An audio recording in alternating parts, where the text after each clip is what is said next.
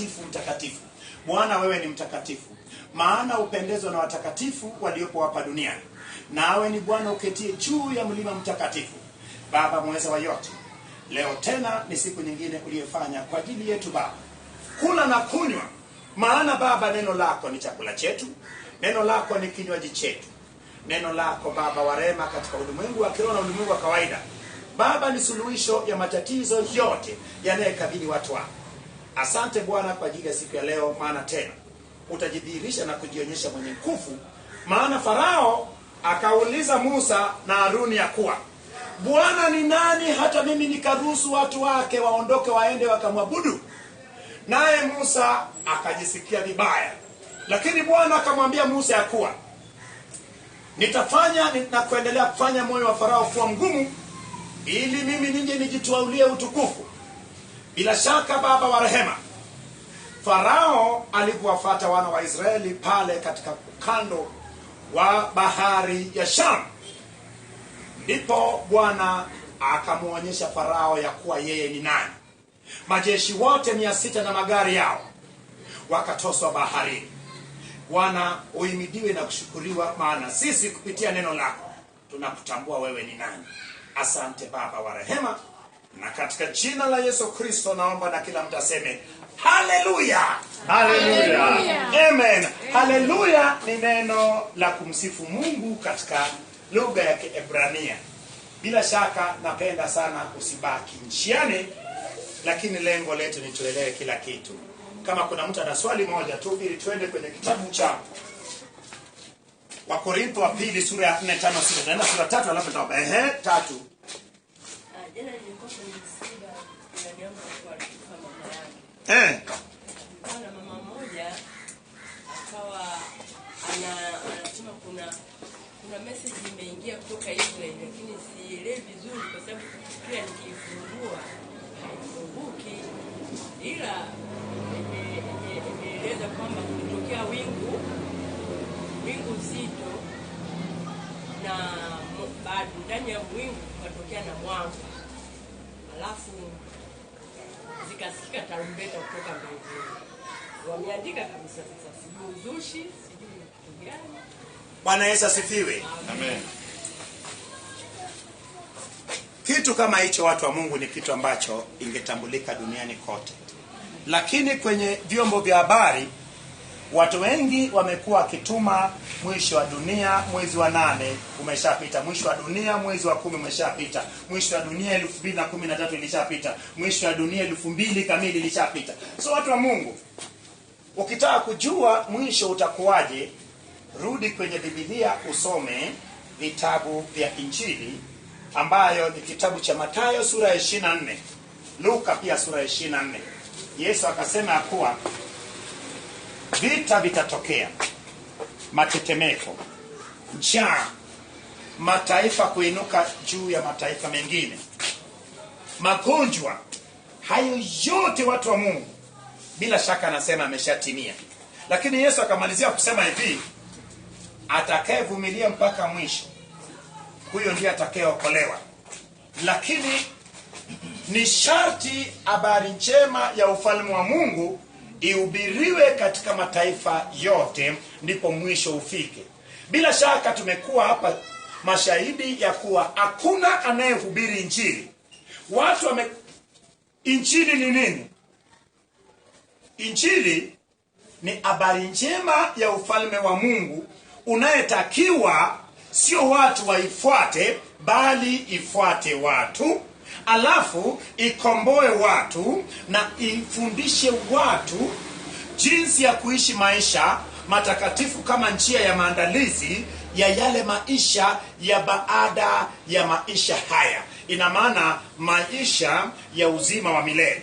So watu wa Mungu, haiwezekani mtu akahubiri injili asieleze mtu kuhusu ufufuo wa kwanza, asieleze mtu kuhusu ufufuo wa pili, asieleze mtu kuhusu unyakuo, asieleze mtu kuhusu kurudi kwa Yesu mara ya kwanza na kurudi kwa Yesu mara ya pili. So haya yote ukipita katika mafundisho ya Yesu aliyaweka bayana. Aliambia mtu, tenda dhambi utakufa, utakwenda motoni. Ukitenda vyema utarithi uzima wa milele. akatoa mifano mingi sana kuhusu ufalme wa Mungu unafananishwa na nini. Akasema nyakati za mwisho wengi watalia na kusaga meno, maana watamwendea naye atasema kuwa pamoja na mlitoa mapepo. Eti Yesu akasema kuwa wengine watasema nilitoa pepo kwa jina lako, mwingine nilitabiri kwa jina lako. Atasema kuwa ulitabiri kwa jina langu vizuri, lakini hujakidhi vigezo vya kwenda mbinguni. Ulitoa mapepo kwa jina langu, hujakidhi vigezo vya kuenda kwenye uzima wa milele. So watu wa Mungu, kutoa pepo sio kigezo cha mtu kuwa raia wa kwenda kwenye ufalme wa mbinguni ama uzima wa milele, wala kutabiri. Ndio maana watu wa Mungu, kigezo cha mtu kwenda mbinguni ni kuishi injili. Injili inakufanya ufikie kima cha Mungu. Sema, injili inanifanya niwe kama Baba wa mbinguni, na nifikie kima cha Kristo. Maana kumbuka ya kuwa ukisoma kwenye kitabu cha Ufunuo sura ya 21 inasema kuwa sasa makazi ya Bwana amefanya makao yake kati ya watu wake, na maana tutakaa pamoja na Bwana. So utakaje pamoja na Bwana kama hujafikia kuwa kama Mungu, kufikia kuwa kama kima cha Kristo? Ndio maana watu wa Mungu nasema hivi. Hizo sijui imeonekana tarumbeta sijui nini. Mimi nilimwambia hivi, huu utakuwa ni uzushi, kwa sababu kwa taratibu za Mungu alivyokuwa amepanga bado haijatimia. Watu wa Mungu, wacha nilikwambie, mimi nimekuwa nikisoma Biblia, lakini Biblia inasema hivi, ukisoma katika ile Mwanzo sura 49 inasema ya kuwa mpinga Kristo lazima atokee kwenye kabila la Dani. Kabila la Dani yuko wapi? Yuko pale Israeli. So chochote kinachotoka Israeli hatuwezi tukamini asilimia zote, kwa sababu Mwisraeli alikataa injili. Kama tuna injili ya kweli, basi sisi tumpelekea Mwisraeli. Mwisraeli mpaka leo anasherekea sherehe zote zile 7 ya Agano la Kale, ambayo inafanya ujio wa Yesu isiwe kitu kwao. So watu hao, wao nafasi yao ni ile mwisho wa dhiki kuu, miaka 7, Yesu atakaporudi mara ya pili kuja kuwaokoa, ndipo watakapotambua ya kuwa kumbe niliyemkataa ndiyo yeye. Imetabiriwa kwenye kitabu cha Zekaria sura ya 14. So watu wa Mungu, jambo hilo kutokea Israeli, sijui wametoa ujumbe, sijui wameona, sijui wingu na tarumbete, hiyo sio shida. Of course dunia inajaribu kuweka, shetani anajaribu kuweka dunia iwe katika shake up, yani watu waogope. Kumbuka hata makanisani sasa hivi kinachofanyika, wachungaji wanaingizia watu hofu. Anakufundisha kuhusu shetani, yani mtu anajua kiasi kama shetani anavyokuwa, lakini hajakupa maelekezo ya Yesu anakuwaje. So watu wengi wamejaa hofu na mashaka kwa sababu wamefundishwa mambo ya ajabu. Mtu ameambiwa akitembea, kila mtu anayetembea ni jini. Mtu anaambia kabisa mpaka mume aliyemwoa jini. Ndoa haijavunjika hapo. So ndio maana watu wa Mungu nasema hivi, mtu aliyesoma Biblia na kuelewa anafananishwa na mtu aliyepandwa juu ya mwamba. Ikitokea mafuriko ndio kama hayo, atakuletea uzushi. Akuletea, mwambie Bwana twende kwenye kitabu cha Mathayo sura 24 tuone vigezo vya kurudi kwa Yesu, vigezo vya parapanda. Twende kwenye kitabu cha nani? Kitabu cha Wakorintho wa kwanza sura ya 15, kitabu cha Wathesalonike wa pili sura ya 4. Ukipeleka pale muonyeshe. Lakini sasa hebu pata picha, mtu ambaye amesikia kama ana neno la Mungu tayari anaanza kuogopa. Anaanza hata karibu mali zake. Wangapi waliambiwa kwa Yesu anakuja tarehe fulani wakatapanya mali zao zote? Wengi tu. Wengine wakaanza kupanda na juu ya mlima wakajirusha, wengine wakafa. Wengine wakapanda juu ya mti. Lakini mpaka mtu anaenda kupanda juu ya mti ameshatafuna mali zake zote, maana anajua kwa Yesu anarudi. Watu wa Mungu, wanafunzi wa Yesu waliyekuwa Yerusalemu walijua Yesu anarudi kesho kutwa. Ndio maana waliuza mali zao wakapeleka miguuni pa mitume, wakatapanya. Wanafunzi na waleo, watu waliokoka waliokuwa nakaa Yerusalemu waliishi maisha ya dhiki sana. Ndio maana Paulo alikuwa anakusanya hela katika makanisa aliyekuwa anafungua ili apeleke Yerusalemu kusaidia wale watu, lakini ni kutoelewa. Wanidhani Yesu amepaa juzi hata jamaliza mwezi, lakini madhani alikuwa anarudi kesho kutwa. Ndio maana Paulo akaenda katika Wathesalonike akawaeleza kuwa Bwana hata kuja kesho wala kesho kutwa. Watu wakaanza kufanya kazi, maana watu walikuwa wafanye kazi. Ndio maana watu wa Mungu, angalau uko nyumbani wa Bwana, kitafute kitu fanya. Uwe na kitu unachofanya ambao kinaweza kuingizia hela. Usiwe omba, vinginevyo watu wa Mungu unaweza kawa omba na ukashusha hata watu wasielewe injili. Umejua injili imekosa maana yake kwa sababu injili watu wanatumia kama njia sasa ya kutoa hela kwa watu, kutoa watu pepo. Tungehubiri injili wote alafu Mungu akafanya njia ya fedha, watu wangeheshimu injili. Wenzetu hao wao wanaweza kwenda kuhubiri msikitini alafu ukatangazia watu watoe hela wakakubali? Wanaweza? Lakini hebu pata picha.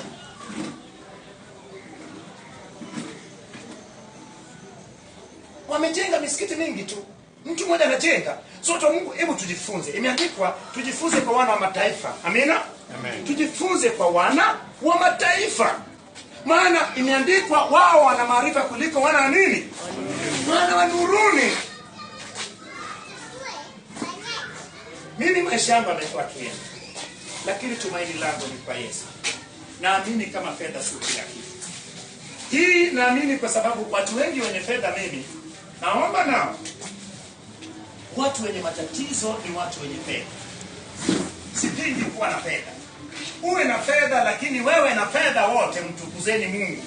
Wewe na fedha muwe ni ushuhuda wa Bwana.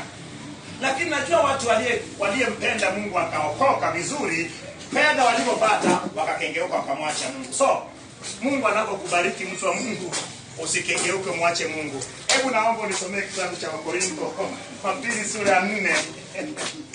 Utakapobarikiwa usisahau Mungu, ukengeuke watu wa Mungu.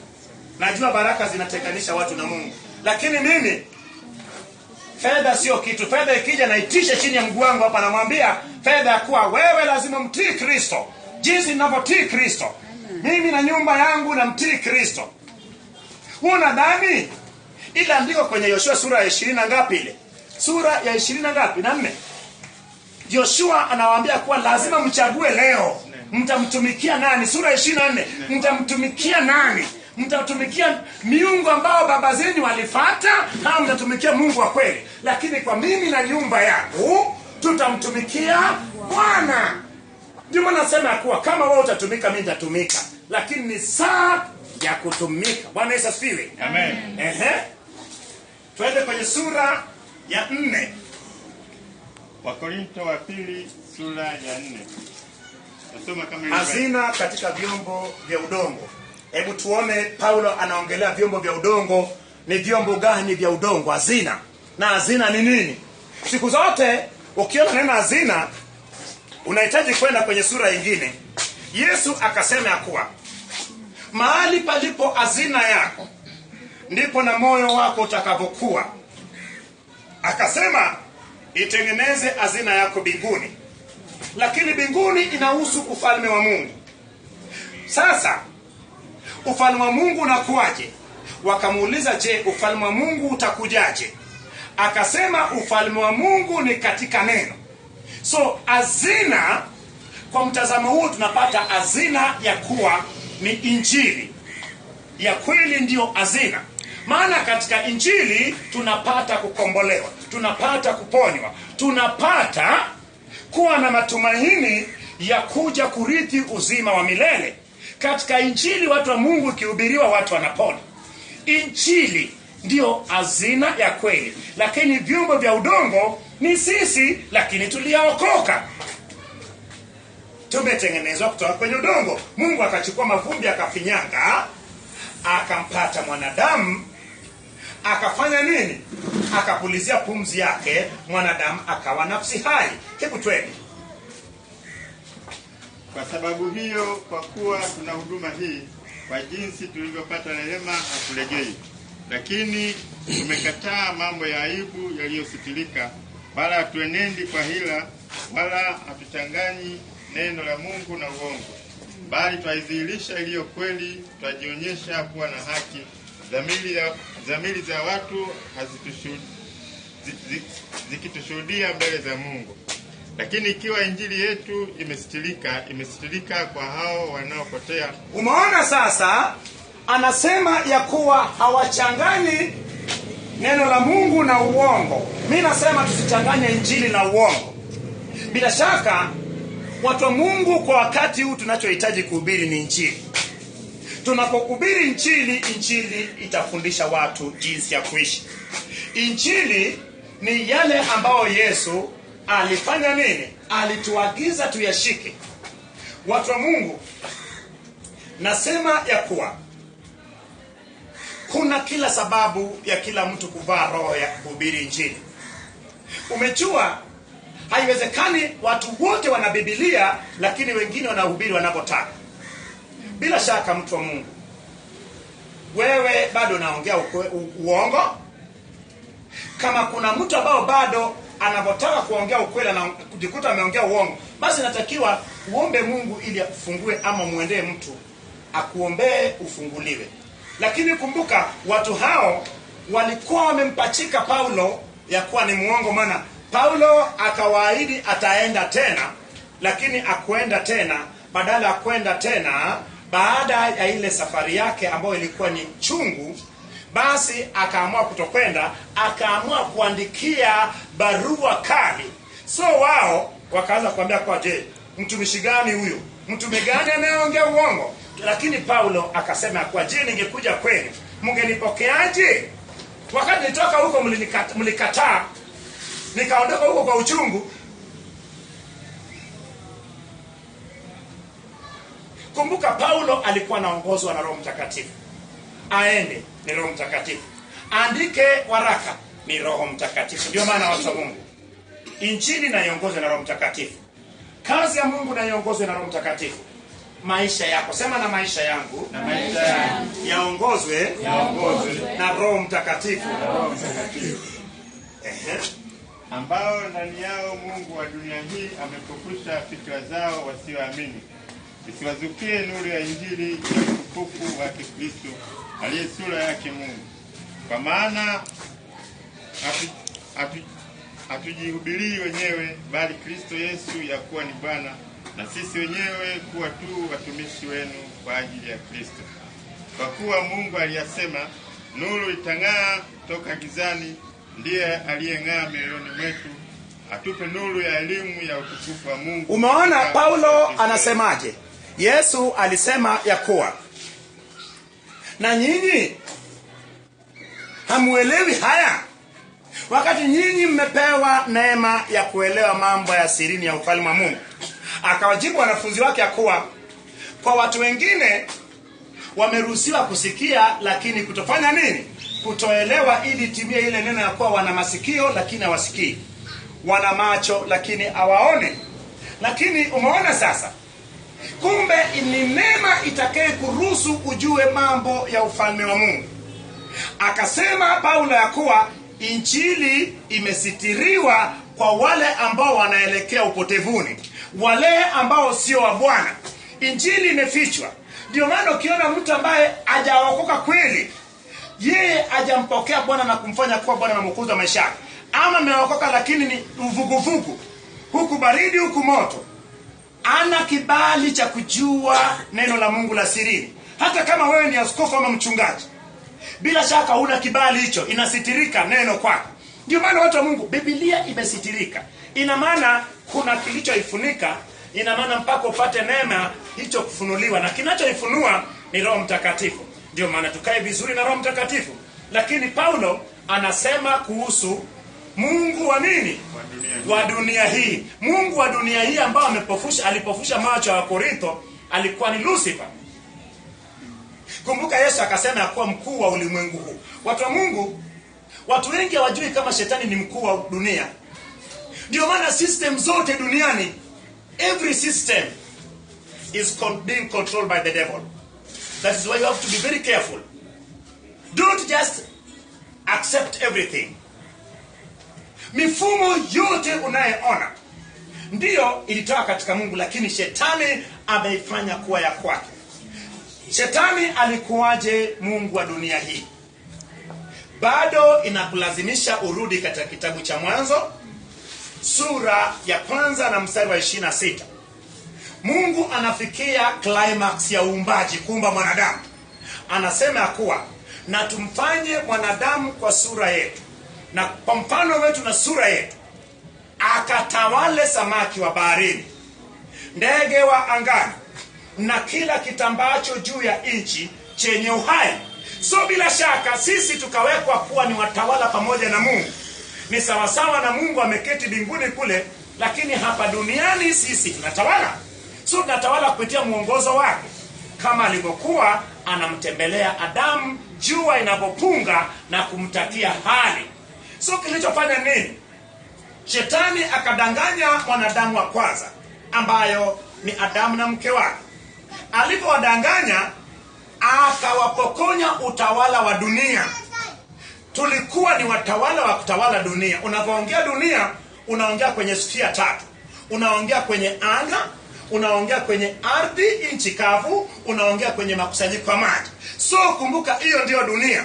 Ndio maana alipofanikiwa kumnyang'anya mwanadamu ile utawala wa dunia ambao Mungu anasema kwa na tumfanye mwanadamu akatawale, akatishe na kumiliki, tayari akamnyang'anya mwanadamu utawala wa dunia. Na ndiyo maana huo utawala, ili uwe mtawala, lazima umpokee Kristo Yesu. Lazima uyajue vitabu vya Injili, na kupitia vitabu vile ambao kitabu cha Mathayo nilikuambia ina rangi yake ni nini? Zambarao, ambayo inawakilisha mfalme, inawakilisha kitabu cha Mathayo. Nikakwambia kitabu cha Marko ambayo sura yake na nembo yake ni ndama, inawakilisha rangi nyekundu.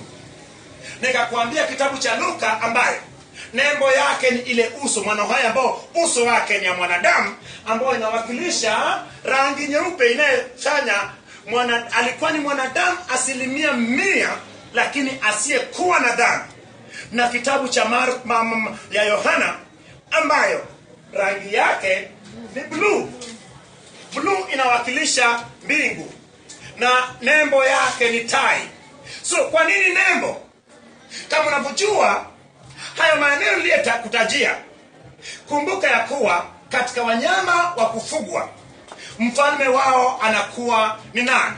Anakuwa ni ng'ombe, ambao ndio anawakilisha na ndama.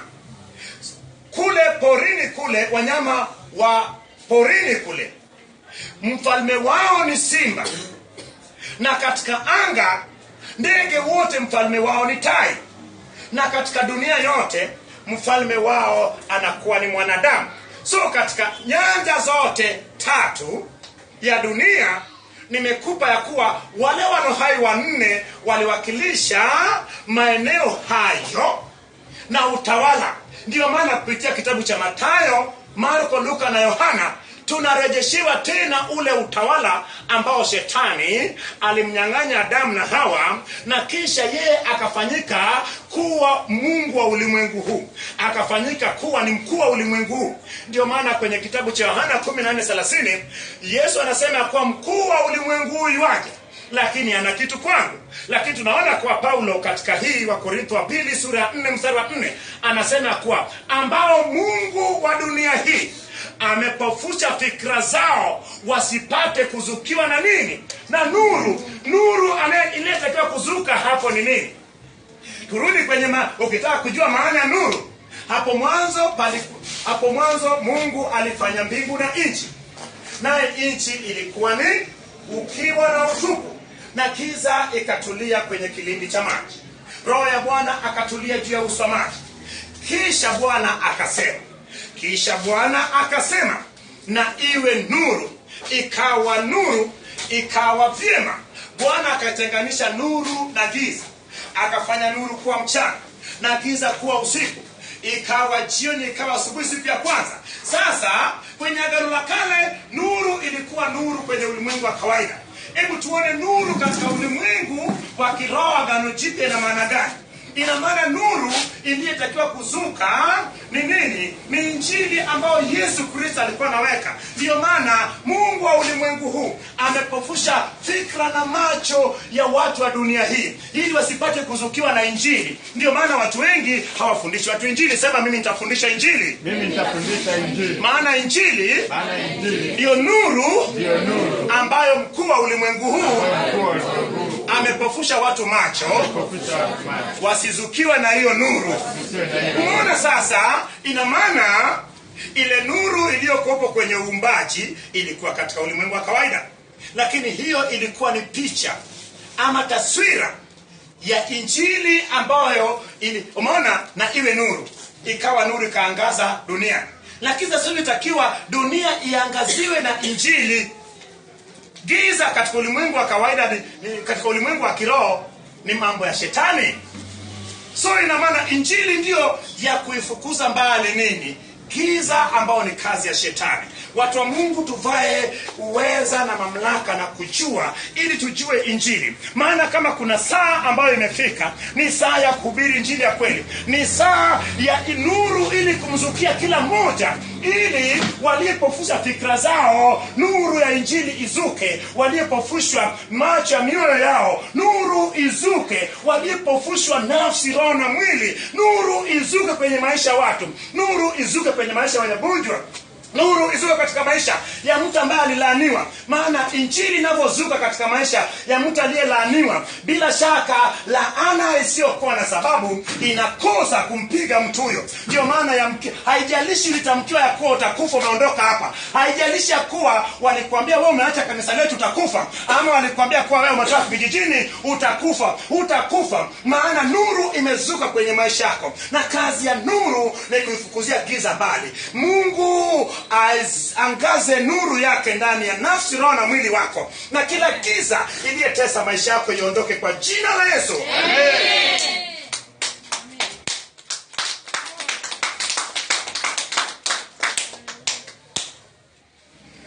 Ni vigumu sana kama ukijua ya kuwa Wakorintho wa pili sura ya 4 mstari wa 4, hii nuru ambayo Mungu wa ulimwengu huu alipofusha macho ya Wakorintho, na amepofusha macho ya watu waliopo katika dunia ya sasa hivi na sayari ya sasa hivi. Bila shaka utafanya juu chini ili hiyo nuru izukie watu. Lakini Yesu akasemaje kuhusu injili? Akasema yeye ndiyo njia ya uzima na kweli. Akasema ya kuwa hakuna anayemfikia Baba. Mungu ni neno na neno ni Mungu. Anasema hakuna atakayefikia neno pasipo kupitia. Ina maana pasipo kupata nini? Pasipo kuokoka. Wokovu ni nini? Ukiamini moyoni ya kuwa Mungu Baba alimfufua Kristo kutoka mautini, na ukakiri kwenye kinywa kuwa Yesu ni Bwana, tayari umeokoka. So hiyo ndio funguo ya kwanza ya kukuruhusu ya kuwa umfikie neno ambao ni Mungu. So watu wa Mungu, alafu anasema kuwa kwanza njia hiyo, njia ya kumfikia Bwana ambao ni neno, njia ya neno ni nyembamba na imezongwa sana, na wachache ndio wanaiona. Kumbe shida ipo kwenye kuona injili ya kweli. Ndio maana usishangae hakuna anayefundisha injili. Unashangaa unaanza kufundisha watu, kile unachofundisha unaona kama ngeni machoni pa watu, ambayo itakiwa watu wameshafundishwa. Lakini ashukuriwe Mungu ya kuwa Mungu wa ulimwengu huu alifanikiwa kupofusha watu macho. Lakini nuru ile ambayo walishindwa Wakorintho kuwazukia ama kuyaona, sasa imeanza kuzuka katika mji wa Dar es Salaam, umeanza kuzuka katika ukanda huu, umeanza kuzuka na duniani. Na bila shaka kila mtu huo nuru utamfikia. Maana huo nuru, panapo nuru giza ukimbia. Bwana Yesu asifiwe. Amen. Panapo nuru giza itakimbia. Wewe kwenye giza washa taa utaona. Ndio maana ili mradi nuru imepatikana ya kweli, ikaanza kuangaza, giza itakimbia. Ndio maana nasema hivi, tunisha misuli hayo nayapata, bila shaka yanahitaji kwenda mahali. Na injili kwa jumla, what is the gospel in general? The gospel is taking the word of God, which was commanded by Jesus, to all nations. People are not supposed to follow the gospel. The gospel is supposed to follow people. That is why Apostle Paul was traveling in different places. Jesus also was doing that. Yesu aliwaendea watu. Mitume waliendea watu. Lakini usidhani ya kuwa injili haitakiwi watu waifate tu. Injili inatakiwa ifate watu. Ndio maana watu wa Mungu, shetani amepindisha injili. Ni nani anayetaka kufuata watu? Kila mtu anataka kae mahali afanye matangazo watu wake. It is not a dance hall. It is not a disco or a band that people should follow. The gospel should follow people. That is the way it used to be. And that is why we should go back to the drawing board and start afresh. The method we are using is the devil's method. Disco is not following people or a band. People will follow disco. But this should be different from the gospel. Hii lazima iwe tofauti na injili. Mambo ya shetani, umeona ile mziki ule disco na bandi, ina maana inawekwa matangazo alafu watu wanafanya nini? Alafu inawekwa sauti kubwa ili watu waifuate. Lakini injili sio hivyo. Weka sauti kubwa, lakini wale mtumiwa gani anayeenda kituo cha polisi kwa ridha yake? Wale ambao injili inatakiwa kufikiwa ni watumiwa. Wana mashetani ndani yao. Hawezi kufuata kile matangazo yanayotangaza kwa njoo uone miujiza. Unahitaji kwa zukia kule kwenye udongo. Uende kwenye nini? Kwenye mitaa ili wafuate. Bwana Yesu asifiwe. Amen. Lazima tubadilishe mbinu ya kuhubiri injili. Tukitumia hii mbinu sijui tunafanya matangazo, hiyo ni njia ya shetani. Yesu alifanya matangazo gani? Paulo alifanya matangazo gani? Paulo alienda kwenye mji wa Korintho. Nilisema jana kwa mji wa Korintho, hiyo jina iliwakilisha nini? Immorality, kahaba. Ukahaba ulikithiri kwenye mji ule. Ungetoboaje? Paulo akahojiana na wao, akawapa nafasi ya kuuliza maswali na akafundisha ukweli, na kilichofuata ni nini? Kanisa likaanza pale. Pamoja na changamoto nyingi, jamani watu wa Mungu, it will expand. Amen. The word of God will expand. It will reach all places. Twende. Lakini tuna hazina hii katika vyombo vya udongo, ila adhama kuu ya uwezo. Hazina ipi wakati amesema Mungu wa ulimwengu umeufisha, umewafumba ili wasipate kuzukiwa na nuru. Hazina nayoongea ndio hiyo neno la Mungu la kweli, injili. Ndio maana wewe mwanaagizo kuu una hiyo hazina kati. Wewe ndio udongo. Chombo cha udongo, ina maana ni mwanadamu, lakini ana hazina ni injili ya kweli. Paulo alisema lakini tunayo. Ina maana Paulo na wale wachache aliowafundisha ingao walikuwa nao wao. Si wa Korintho. Wa Korintho wao walifunikwa na Mungu wa dunia, wasiweze kuzukiwa na ile injili. Wakaishia kukamata mapokeo na mafundisho kinyume na Paulo. Lakini Paulo akamwambia kwa sisi tunayo ya hazina. Pande zote twafikika habari ya kusongwi, twaona shaka habari ya tukati tamaa, twaudhiwa habari ya tuachwi, twatupwa chini bali ya tuangamizwi. Siku zote twachukua katika miili yetu kuuawa kwa Yesu, ili uzima wa Yesu nao udhihirishwe katika miili yetu. Kwa maana sisi tulio hai siku zote twatolewa tufe kwa ajili ya Yesu, ili uzima wa Yesu nao udhihirishwe katika miili yetu ipatikanayo na mauti. Basi hapo mauti hufanya kazi ndani yetu, bali uzima ndani yetu. Lakini kwa kuwa tuna roho ile ile ya imani, kama ilivyoandikwa, naliamini na kwa sababu hiyo nalinena, sisi nasi twaamini na kwa sababu hiyo twanena, tukijua ya kwamba yeye alimfufua Bwana Yesu, atatufufua sisi nasi pamoja na Yesu, na kutuhudhurisha pamoja nanyi. Kwa maana mambo yote ni kwa ajili yenu, ili neema hiyo ikiongezwa sana kwa hao walio wengi, shukrani izidishwe na Mungu atukuzwe.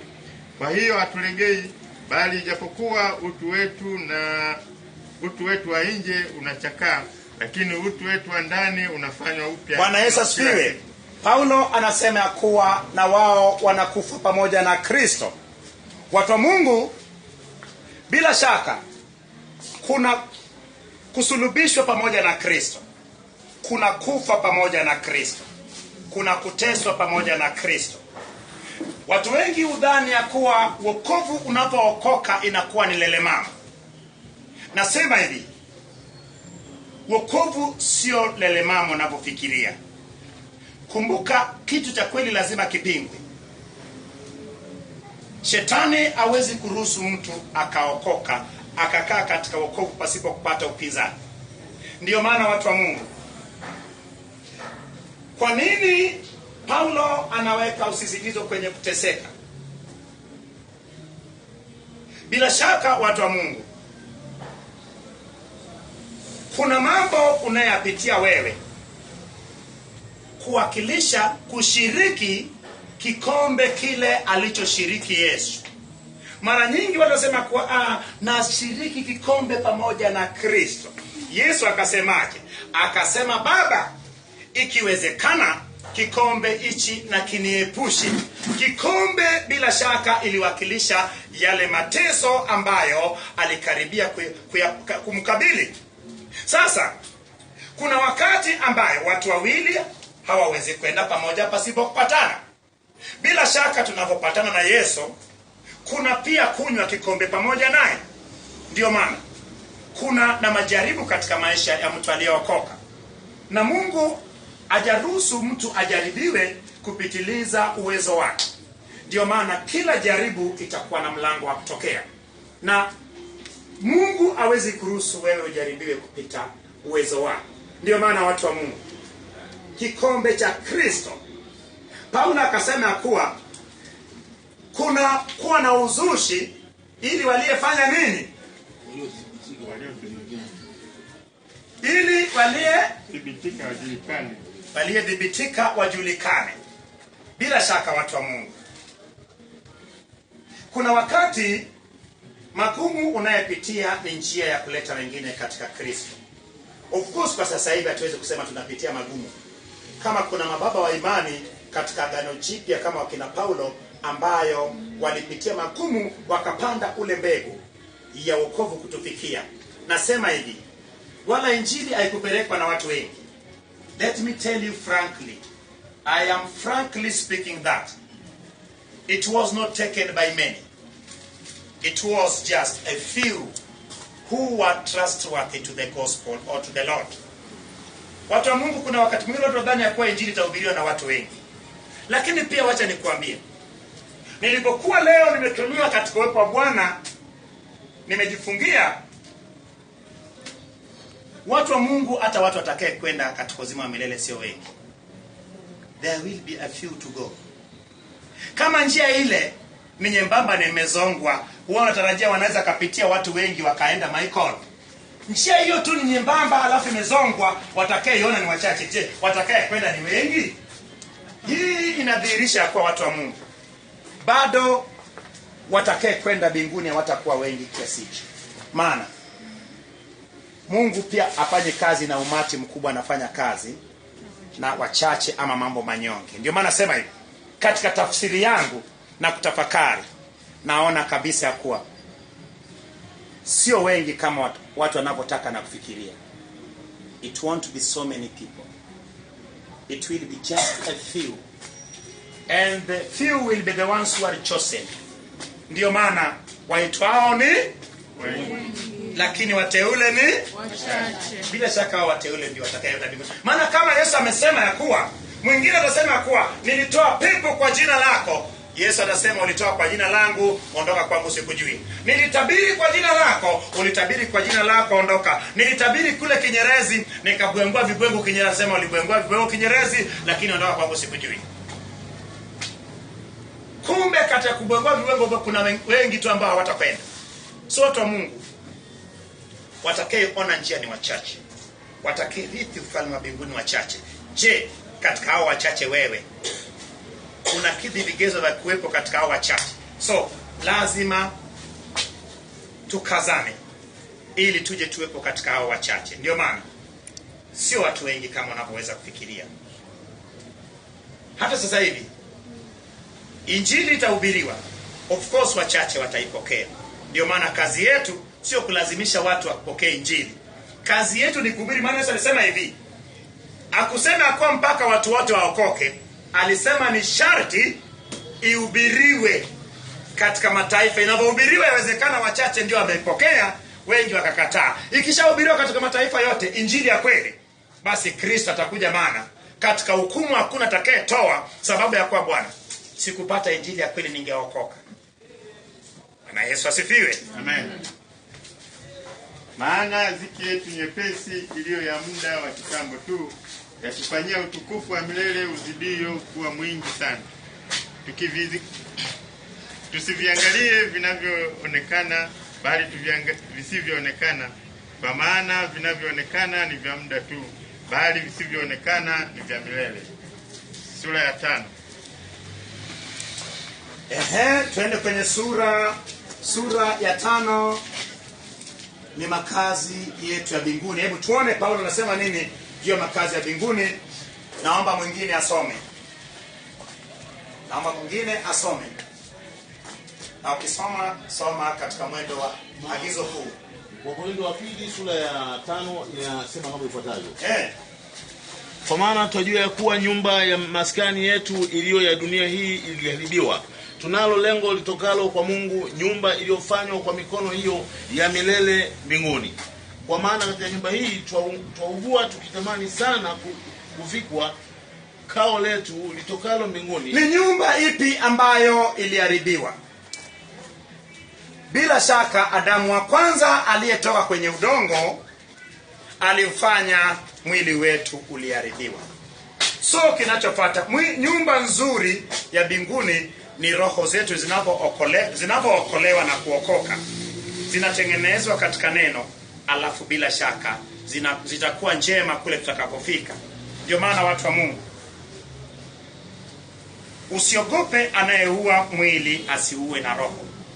Bila shaka Paulo anasema miili yetu uchakaa, lakini roho zetu zinazidi kuuishwa kila wakati. Ndio maana linda sana mtu wa ndani kuliko vyote, maana yeye ndiyo atakayerithi ule uzima wa milele.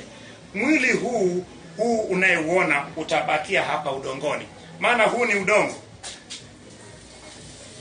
udongo. Ikiwa tukisha kuvikwa hatutaonekana tu uchi, kwa sababu sisi tulio katika maskani hii twaugua, tukilemewa, si kwamba tunataka kuvuliwa, bali kufikwa, ili kitu kile kipatikanacho na mauti kimezwe na uzima. Basi yeye aliyetufanya kwa ajili ya neno lilo ni Mungu, aliyetupa arabuni ya roho. Basi siku zote tuna moyo mkuu tena na Bwana, maana twaenenda kwa imani, si kwa kuona. Lakini tuna moyo mkuu, nasi tunaona ni afadhali kutokuwamo katika mwili na kukaa pamoja na Bwana.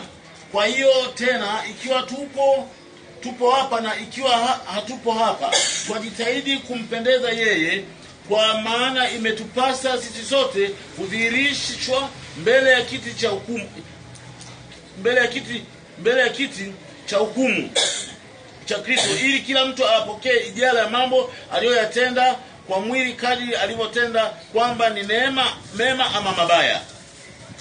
Basi tukijua hofu ya Bwana twawavuta wanadamu, lakini tumedhihirishwa mbele za Mungu. Nami natumaini ya kuwa tumedhihirishwa katika dhamiri zetu pia.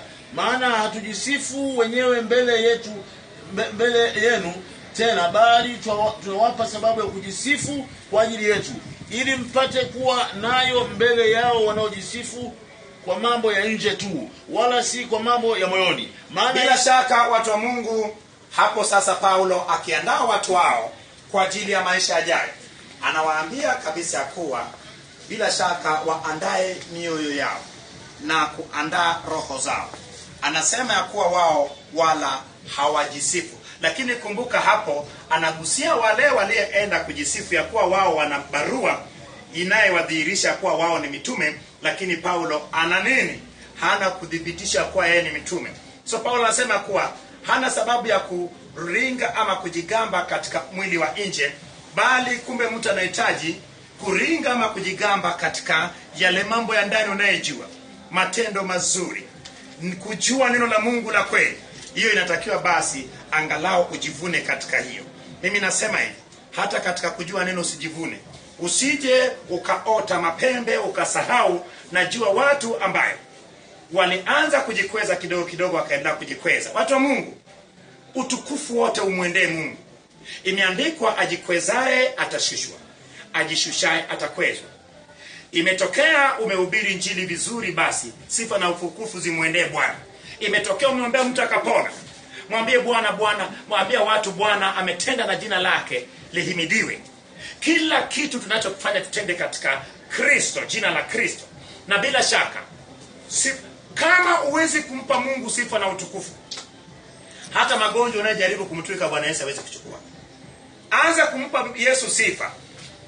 Watu wengine sifa wanachukua wenyewe, mabaya anamtwika Yesu. Ndio maana mimi sifa nampaga Yesu, na mabaya yote nikimpa anayabeba. Lakini kama we sifa unachukua wewe, unakula mnofu tu alafu mifupa umpe nani? Kula na mifupa naye na wewe. Ndio maana kama ni mnofu, mpe Yesu mnofu na mifupa naye atabeba. Mpe Yesu sifa, na hata mabaya yote haya atakutwika mizigo, atatua mzigo wako, naye atakufanya uwe huru. Bwana Yesu asifiwe. Kama sifa zote unapokea, usiamini, usidhani kama Yesu anaweza akabeba mabaya yako. Ndio maana sifa na utukufu za Bwana hakuna mtu anayetakiwa kushiriki, yeye moja kwa moja. Mstari wa 9. Kwa hiyo tena, ikiwa tuko hapa au ikiwa hatuko hapa, tujitahidi kumpendeza yeye, kwa maana imetupasa sisi sote kudhihirishwa mbele ya kiti cha hukumu cha Kristo, ili kila mtu apokee ijara ya mambo yaliyotendeka kwa mwili kadri alivyotenda, kwamba ni mema ama mabaya. Basi tukijua hofu ya Bwana twawavuta wanadamu, lakini tumedhihirishwa mbele za Mungu. Nami natumaini ya kuwa tumedhihirishwa katika dhamiri zetu pia. Maana hatujisifu wenyewe mbele yenu tena, bali tunawapa sababu ya kujisifu wenyewe mbele yenu tena, bali tunawapa sababu ya kujisifu kwa ajili yetu, ili mpate kuwa nayo mbele ya wanaojisifu kwa mambo ya nje tu, wala si kwa mambo ya moyoni. Kwa maana ikiwa tumerukwa na akili zetu, ni kwa ajili ya Mungu, au ikiwa tunazo akili zetu timamu, ni kwa ajili yenu. Maana upendo wa Kristo watubadilisha, maana tumehukumu hivi ya kwamba mmoja alikufa kwa ajili ya wote, basi walikufa wote. Tena alikufa kwa ajili ya wote, ili walio hai wasiwe hai tena kwa ajili ya nafsi zao, wenyewe, bali kwa ajili yake yeye aliyekufa akafufuka kwa ajili yao. Hata imekuwa sisi tangu sasa hatumjui mtu awaye yote kwa jinsi ya mwili, ingawa sisi tumemtambua Kristo kwa jinsi ya mwili. Lakini sasa hatumtambui hivi tena. Hata imekuwa mtu akiwa ndani ya Kristo amekuwa kiumbe kipya, ya kale yamepita, tazama yamekuwa mapya. Bwana Yesu asifiwe. Amen. Bila shaka mtu anapompokea Kristo, mtu huyu amekuwa kiumbe kipya. Maana ndio maana wale walivyokuwa naokoka walikuwa na kipengele, mtu anapookoka basi hatua ya kwanza ni kubatizwa kwa ubatizo wa maji mengi, ambao ni kuzamishwa ndani ya maji na kuzika utu wa kale. Anapoibuka kwenye maji anakuwa amekuwa kiumbe kipya, na anapokuwa kiumbe kipya, basi mtu huyu amezaliwa tena upya, lakini kiroho. Kilichozaliwa na roho kinakuwa ni roho. Bwana Yesu asifiwe. Bwana Yesu asifiwe. Lakini kumbuka, watu wale walikuwa wanafanya nini? Walikuwa wanamjua Yesu kimwili, lakini wengi walikuwa wajui mambo ya kiroho. Watu wengi hawamjui. Umejua, acha nikwambie, Yesu alikuwa ni roho. Uungu wa Yesu ilikuwa katika roho, lakini kuvaa mwili kwake ilimfanya afundishe mambo ya mwilini, aifundishie mambo ya rohoni. Lakini ili muelewe Yesu vizuri, watu wa Mungu, lazima muelewe Yesu kiroho. Ndio maana mafundisho yote yalifundishwa lakini ikiwa na maana ya kiroho. Agano Jipya ni agano la kiroho. Ndio maana inatawaliwa na Roho Mtakatifu. Utamjua Yesu sana kiroho. Wayahudi walitaka kumjua Yesu kimwili. Ndio maana walitarajia kuwa Yesu kama ni Masihi aliambiwa kuwa atakuwa ni wa umbali wa Daudi, na yeye atawaletea utawala, watatoka katika mikono ya watawala wao. Wakajua. Ndio maana hata mitume wale wakina Petro walikuwa wanasema Yesu, jamani nakaribia kupindua sasa, kupindua dola la Kirumi, mimi nitakuwa waziri mkuu, mimi nitakuwa waziri wa kilimo, nitakuwa ni waziri wa afya. Ndio maana wale vijana wakaanza kulumbana wenyewe kwa wenyewe. Lakini mpaka Yesu anakufa hawakuamini macho yao. Walijua wao watapata nyadhifa zao. Hawakujua kuwa utawala wa Yesu ni kiroho. Hawakujua kuwa umasihi wa Yesu ni katika kiroho. Walijua ni katika ulimwengu wa kawaida. Ndio maana tusiogope anayeua mwili, bali anayeua roho. Ndio maana wokovu ni katika roho. Kwenda kuishi uzima wa milele ni katika kiroho, katika roho. Na ndio maana shetani ametambua mambo ya kiroho. Wachawi nao wanaruka kiroho. Wanayefanya mabaya wanafanya kiroho. Shetani anazuia watu kiroho. Maana hiyo nuru ambayo sasa hivi ni neno la Mungu, injili ambao ni roho, amepofusha macho ya watu wasione. Wanakwenda kimwili. Katika jina la Yesu Kristo, ninapiga ngumi nyingi sana kwa jina la Yesu Kristo. Hiyo ni kimwili. Toka kwenye kimwili twende kiroho. Hii ni agano la kiroho. Kumiliki yetu. Ndio maana kama Yesu atarudi, wewe ni mzima hivi, itakulazimu uvue mwili huu, uvae mwili usioonekana. Kwa nini usiende hivyo na mwili huo? Ni kwa sababu ulimwengu wa kiroho. Ndio maana watu wa Mungu, Wayahudi walipigwa chenga katika hilo mpaka leo hii. Lakini sisi wanagizo kuu tuingie katika kujua, kukaa katika kiroho, baba na roho, alafu kujua mambo ya roho ni zaidi. Mstari wa 18. Lakini vyote pia vyatokana na Mungu aliyetupatanisha sisi na nafsi yake kwa Kristo, naye alitupa huduma ya upatanisho. Yaani Mungu alikuwa ndani ya Kristo akiupatanisha ulimwengu na nafsi yake, asiwahesabie makosa yao, naye ametia ndani yetu neno la upatanisho. Basi tu wajumbe kwa ajili ya Kristo, kama kwamba Mungu anasihi kwa vinywa vyetu. Twawaomba ninyi kwa ajili ya Kristo, mpatanishwe na Mungu. Yeye aliyejua dhambi alimfanya kwa dhambi kwa ajili yetu, ili sisi tupate kuwa haki ya Mungu. Umeona sasa, anasema Paulo ya kuwa tumepatanishwa na nafsi ya Mungu Baba kupitia Kristo. Ina maana, kumbuka ya kuwa dhambi ilitufarakanisha na Mungu. Dhambi ilitupeleka mbali na Mungu. Kama unavyojua Adamu alipotenda dhambi, wakafukuzwa kutoka kwenye bustani ya Eden, wakatoka kwenye uwepo wa Mungu. Na bila shaka dhambi inaficha uso wa Bwana usionekane. Sasa kazi ya Yesu ilikuwa ni kuja kupatanisha mwanadamu na Mungu. Na bila shaka kazi ya wokovu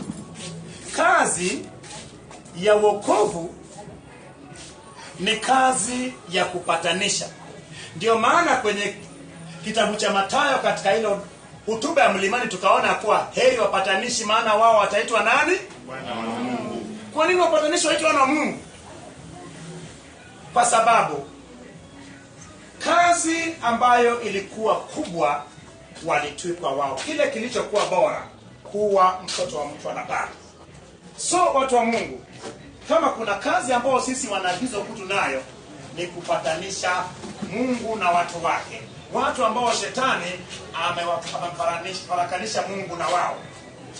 Kufanya watu waokoke ni upatanisho. Ndio maana tumewachiwa mzigo huo kupatanisha watu. Na tukipatanisha watu, tutaitwa wana wa Mungu. Ina maana tutakaa pamoja na Bwana. Makazi yake itakuwa katikati ya watu wake. Ina maana Mungu ataishi pamoja na mwanadamu. Hebu ona lengo la Mungu tangu zamani, ya kuwa akae pamoja na mwanadamu. Ndio maana watu wa Mungu, usifurahie haya duniani. Paulo ayaona haya yote kama yanapita. Ndio maana Paulo hakutaka hata kumiliki vitu vingi. Paulo aliona vya rohoni kama ndivyo muhimu, na kweli hii ilipelekea injili kutufikia. Hebu pata picha, Paulo asingekuwepo, injili ilikuwa imepotea pale Yerusalemu. Ndio maana watakatifu wa Bwana lazima wawe majasiri kama sisi. Lazima uhubiri kana kwamba kesho utahubiri tena. Lazima uhubiri kana kwamba unamaliza safari yako hapa duniani. Tukivaa hiyo roho, Bwana atatuwezesha, na bila shaka watu wa Mungu, kilichobaki ni kufundisha ukweli. Tukifundisha ukweli, watu watajua ukweli. Mimi naamini watu hawajahubiriwa injili ya kweli. Watu hawajui ukweli, na ndio maana watu wengi sana wako gizani. Kama kuna kitu ambacho kinatakiwa, tuifanye ile nuru ambayo ndio injili, ambayo picha yake ilikuwa ni ile nuru iliyotengenezwa siku ya. Kwa nini mwanzo ilikuwa nuru? Hata mwanzo wetu sasa hivi kwenye Agano Jipya ni nuru. Yesu anapoagiza watu anasemaje? Mkawafundishe kuyashika yote niliyoagiza. Ukienda kwenye vitabu vingine, hubirini habari njema, hubirini injili kwa kila kiumbe. Marko. Hata Yesu anatanguliza injili katika kufikia mataifa yote. So tuna kila sababu ya kuangazia watu nuru. Sura ya 6. Bwana Yesu asifiwe. Amen. Sura ya 6, tuendelee tuone.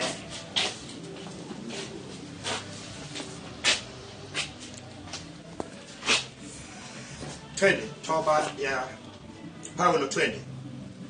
Nasi tukitenda kazi pamoja naye twawasihi msipokee neema ya Mungu bure. Kwa maana asema, wakati uliokubalika nalikusikia, siku ya wokovu nalikusaidia. Tazama, wakati uliokubalika ndiyo sasa. Tazama, siku ya wokovu ndiyo sasa. Tusiwe kwazo la namna yoyote katika jambo lolote, ili utumishi wetu usilaumiwe, bali katika kila neno tujipatie sifa njema kama watumishi wa Mungu. Umeona sasa? Tujipatie sifa njema, tusiwe ni kwazo. Bila shaka tumekuwa ni kwazo kwa ajili ya injili. Wewe je, pale unapoishi, je, wewe ni kitabu cha kusomwa?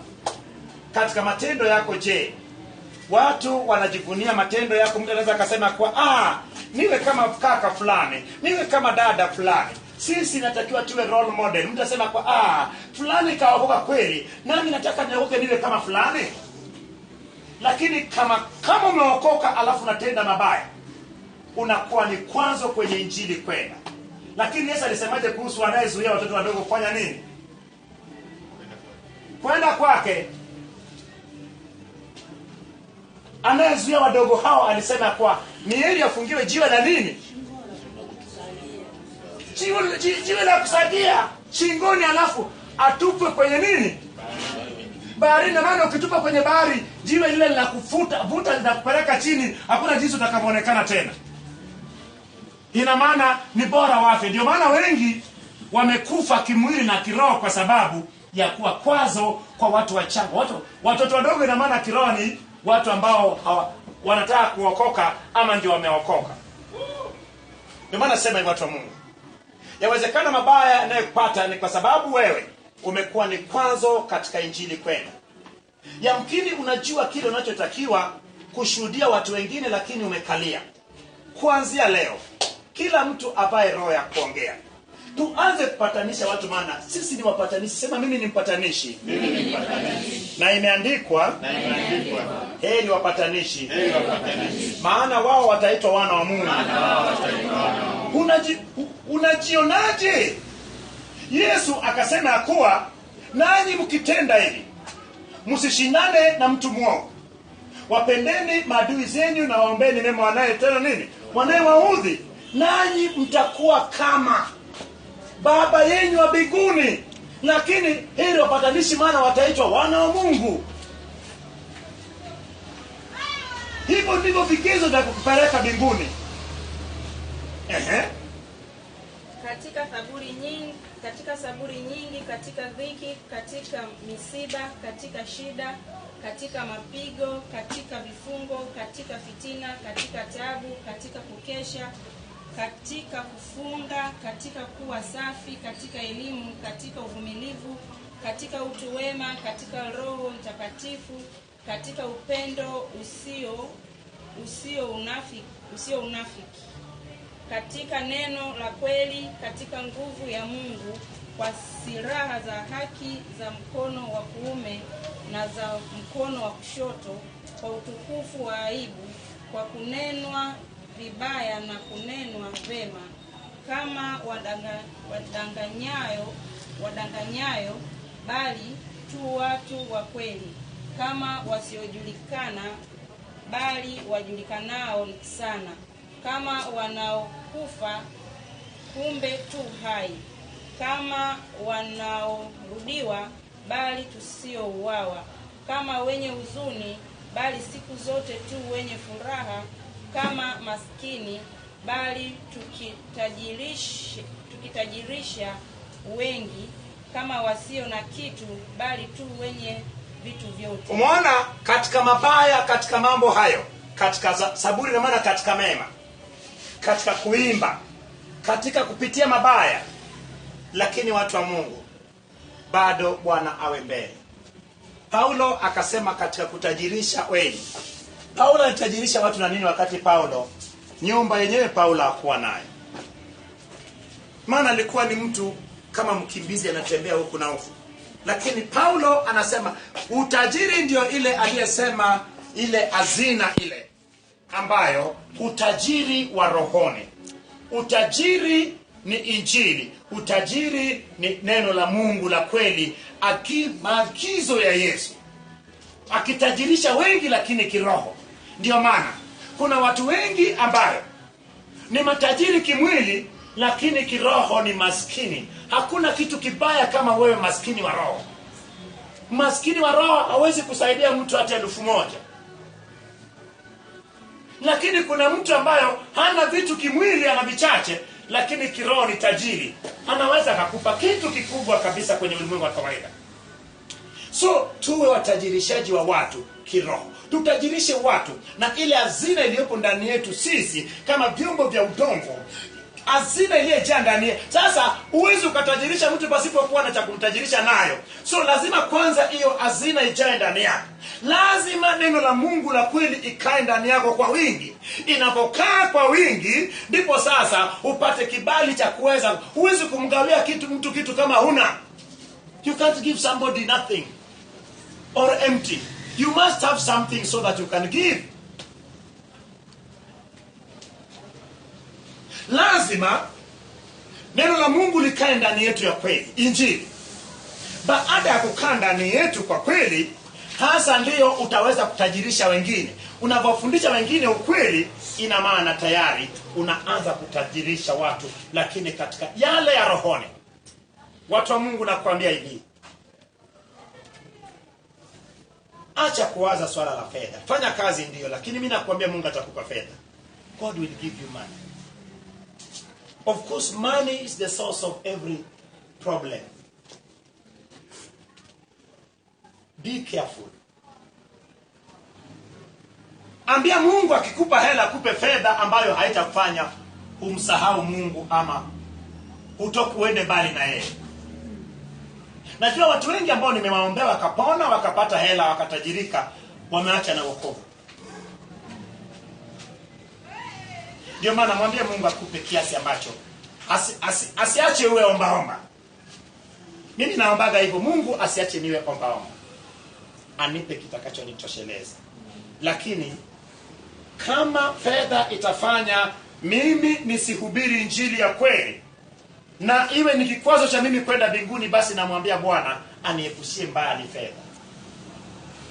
Kama fedha itafanya mimi nisifundishe ukweli ama niwe ni kikwazo kwenye Injili, basi Bwana aniepushie fedha mbali, anipe uzima, anipe utajiri ama hazina ya Injili, ili niweze kutajirisha watu kimwili ama kiroho, ili nami nije nirithi uzima wa milele.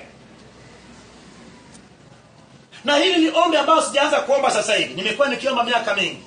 Ya kwa Bwana, kama fedha itafanya mimi niende mbali na wewe ama nikuache, basi Bwana niepushie tu fedha mbali Bwana. Kama unaruhusu fedha ije, basi fedha ije ikae chini ya mguu wangu na mimi niitawale fedha. Ninapomtukuza Bwana na familia yangu, na fedha naye mtukuze Bwana. Na kila kitu nilichokuwa nayo, hata kama ni shati, imtukuze Bwana. Kiatu kimtukuze Bwana. Mavazi ninayovaa yamtukuze Bwana. Kila ninachokifanya nifanye katika Bwana. Maana watu wa Mungu, wewe una hazina.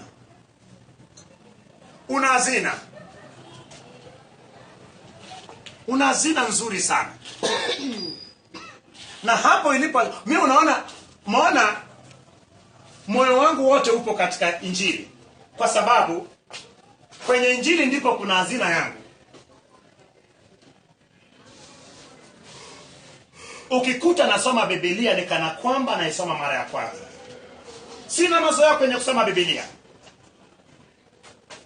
Nimefanya urafiki na Biblia. Kama kuna kitu ambao ninahamasisha watu duniani kote, I am encouraging people all over the world that everybody should be reading the Bible daily. And it should be at least 3 chapters a day. And don't read it for the sake of reading. Make sure you read and you reread and read again. Come out with something. Just one word can change the whole world. Neno moja inaweza kubadilisha dunia yote.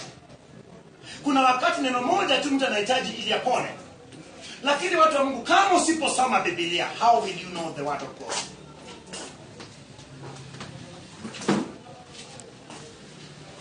We have to remove all the barriers which are making people not to go through the Bible. We have to encourage people. We have to give people a gift of a Bible copy. We have to buy copies of Bible and give people free.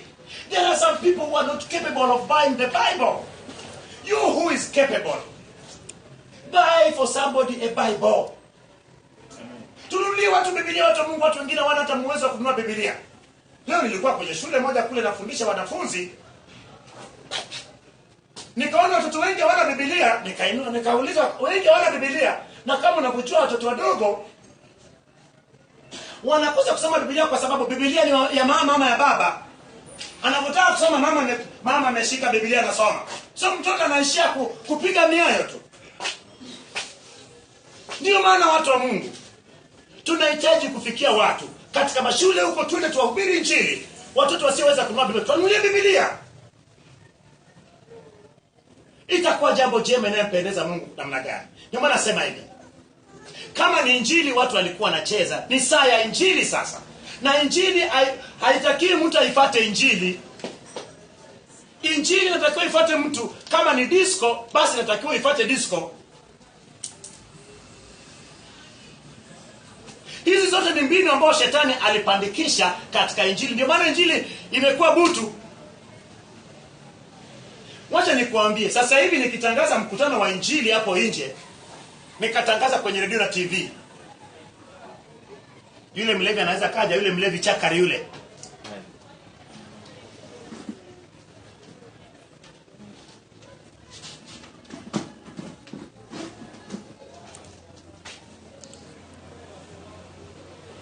You will end up just calling people to come and listen to the word of God.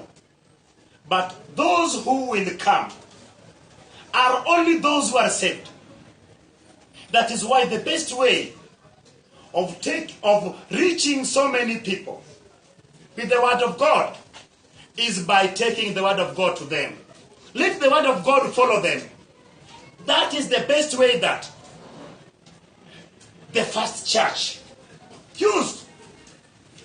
Njia ambao walitumia mitume wa kwanza ilikuwa ni njia kwenda. Lakini leo hii tumekuwa mabosi, tunataka Injili watu wafuate. Hakuna naye mtu yule, hata yule mganga hawezi kwenda kwenye mkutano wa Injili. Muibukie pale kwenye kienge chake. Mwambie nimekuja nitibu. Umefika pale nataka unitibu.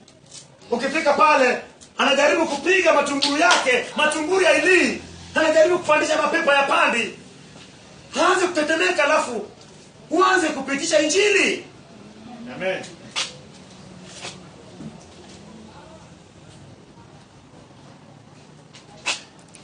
Yule mchawi anaweza kwenda kwenye mkutano wa Injili.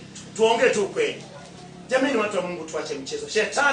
Shetani ashindwe kwa jina la Yesu. Amen. Na hii mbinu yake chafu ashindwe kwa jina la Yesu. Amen.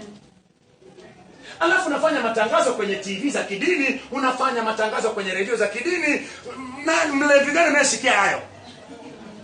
Ina maana tunakuwa kama wavuvi ambao tunafua kwenye ndoo za wavuvi wenzetu. Wanayesikia hizo redio za dini ni wale wa kanisa fulani. Wanayesikia TV ya dini ni wale wa kanisa fulani. Ni sasa kutumia mbinu ambao Kristo aliacha, ambao wale wa kanisa la kwanza walitumia na wakapata matokeo mazuri kama alivyopata Yesu. Ndio maana nasema hivi, siongei jambo kwa ajili ya kuongea. Anayesema kuwa tunaongea, wale wa mji wa Yeriko walipanda, waliposikia wana wa Israeli wanakuja, wakafunga milango yote, maana mji ule ulikuwa ndani ya boma. Ukuta ulikuwa ni pana kiasi kwamba wanajeshi wanaweza kutembea huko juu. Wakawa wanatembea, wanaona Wayahudi ama Waisraeli wamebeba sanduku la agano na Joshua, wanazunguka mji wa Yeriko. Wanasema Miyahudi wamechoka, Miyahudi hawa wamelewa, hawezi kuingia kwenye nani. Walipozunguka siku ya kwanza mara moja, siku ya pili mara moja, siku ya tatu mara moja, siku ya 4 mara moja, siku ya 5 mara moja, siku ya 6 siku ya 7 wakazunguka mara ya kwanza, mara ya pili, mara ya 3, mara ya 4, mara ya 5, mara ya 6, mara ya 7 wakapiga zile tarumbeta.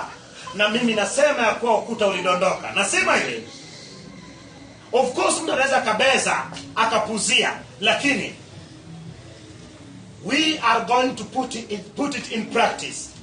And will prove to the world that it is working. Tutadhihirishia dunia kwa inafanya kazi. Hakuna mtu atakayekosa kutumia mtindo huu. Na tumeshaianza. Of course we have started. We will follow people wherever they are. We will take the gospel to them. In schools we will go there. We won't sit down and relax. The devil cannot leave people to follow the gospel. It is the gospel to follow people wherever they are. Lazima watu wafate Injili, fate watu waliko, watu wa Mungu. Kuna watu ambao anaumwa, hawezi kubebwa, yani hela hakuna tu tabu, hela hospitali tu tabu, hela kubebwa tu hakuna. So, hebu nikwambie, yule mzee naye muombea kula anaweza kutembea? Anaweza kula, hawezi kuletwa. Kwa nini mimi naenda naombea watu? Kuna mtu ambaye hata hela hakula tabu tu, alafu anaumwa. Kwa nini Yesu alikuwa anasema kuwa ninakuja kwako? Mpaka yule akina anamwambia au stahili kuingia kwenye chini ya dari yangu. Na mimi ni mtu mwenye mamlaka. Nikisema huyo aende anaenda. Sema tu neno. Jesus was ready to go. He was ready to follow people. What about us? Where did this system or method originated from? I am putting a very big question mark. There is something which is wrong somewhere. That is why people are imitating other people. And why should we imitate each other? That is why the same problem people are doing or committing in the churches is the same problem around the world. Because people are imitating. Let me tell you one thing. The devil is the imitator. Because he can't create anything. Only can imitate or use the creation of God. Shetani ndiye anayeweza kuiga tu, maana yeye hawezi kaumba kitu. Yeye anaweza kutumia uumbaji wa Mungu, lakini hana lolote. Hajaumba hata sisimizi. Ndio maana nasema hivi, Injili inafanana mrejeo na watu kuigana. Eti ukienda Ulaya, Marekani, eti lazima kwanza upeleke mahubiri yako, alafu mchungaji apitie kwanza, akiona kama sio nzuri anakuambia hubiri hivi, mimi basi nikaribishe siku moja. Let them not make mistake of calling me there. Watanifukuza. Eti unapeleka mafundisho, alafu watu wanakaa nao wiki mzima wanaona. Hewe, that is not the control of the Holy Spirit. They put barriers. You will according to what they want. That is using carnal mind. Nobody should direct other person on what he should preach or teach. It should be the control or the guidance of the Holy Spirit.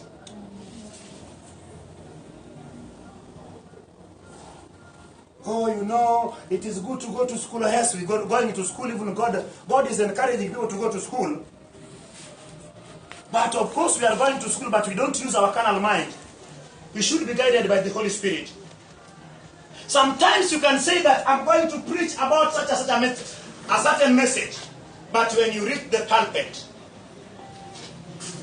you find that everything is changed. That has been happening to me. So if now I have given a pastor of a certain church the message which I should preach on the coming Sunday, then when I reach there, the Holy Spirit decided to change my message. What will happen? I can't follow what the human beings want. But me, I am here to follow the Holy Spirit. That is how the devil is tying down or bringing down the gospel. Hivyo ndivyo shetani anavyovuta injili chini. Eti mpaka unapofundisha natakiwa, oh, you should have introduction, you have the body and conclusion. Wewe, haya alikuwepo wapi? Maana sema hivyo ta Mungu. Najua sema ambao shetani amekamata injili. Lakini kama Mungu aishivyo na neno lake, shetani tutamkuta chini. Amen. Tutamshinda shetani. Amen. Kila mtu atafata mfumo huu, atake asitake. Maana mfumo huu utalipa. Amen. It will be payable, it will be paying. The gospel must be taken.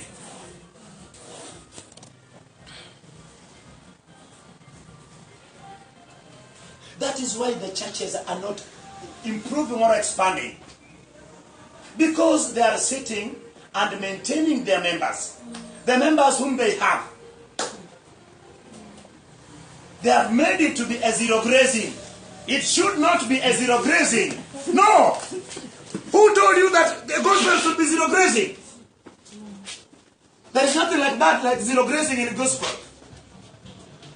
It should be taken around the world. But we appreciate the Lord for what He's doing. Of course, the good news now is starting to reach people. The courage that the Lord has given us, we will use it well to challenge everybody.